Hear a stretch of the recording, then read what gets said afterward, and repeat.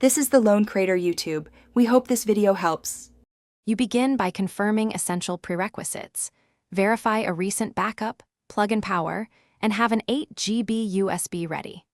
Once done, make the bootable Windows 11 installer using the Media Creation tool so you can boot recovery media. This avoids relying on a corrupted system partition.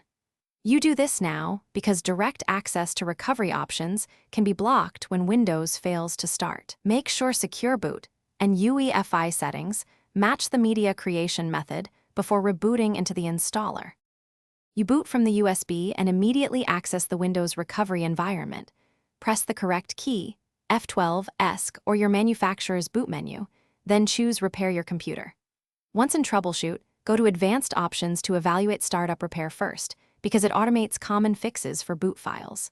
If Startup Repair fails, use System Restore to roll back to a known good point, or select Command Prompt to run SFC and DISM. These tools repair corrupted system files manually.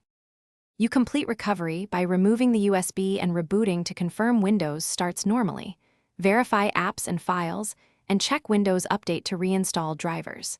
If the system still fails, choose Reset this PC and opt to keep your files, or perform a clean install from the USB as a last resort. If system file checks failed earlier, run DISM with Restore Health before SFC to repair the component store. This often fixes deeper corruption.